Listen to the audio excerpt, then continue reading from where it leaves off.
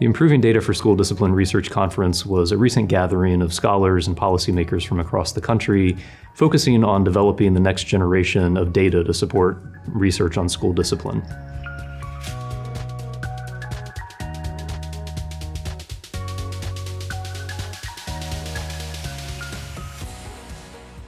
In my training in school, a lot of it was focused on how, in policy and educational leadership, how are we thinking about discipline? But here, being able to meet with community psychologists, criminologists, sociologists, people interested in public policy, has really shown me that the nature of this work is interdisciplinary. So I'm really excited about some of those people who I've met in these fields.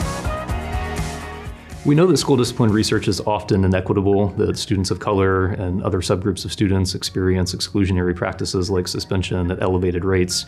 We also have a lot of evidence that suggests that exclusionary practices like suspension aren't particularly effective at improving student behavior or improving academic outcomes.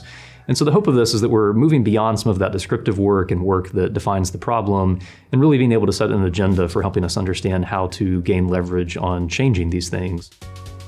One of the biggest takeaways for me is just the incredible questions that are being asked and the different methods that are being used, and really the scholars that are perhaps newer to the field who are asking really wonderful emerging questions that I think will advance our field.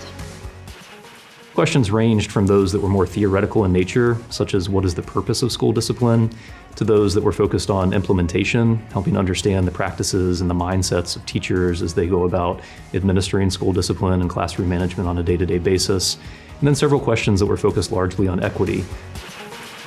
The final report from the conference will be up shortly on the Education Policy Research Center's website, which is ufedpolicy.org. And the big hope is that we, again, create networks and connections that people can plug into, even if they weren't in attendance at the conference, to become engaged in these conversations and contribute to this research agenda.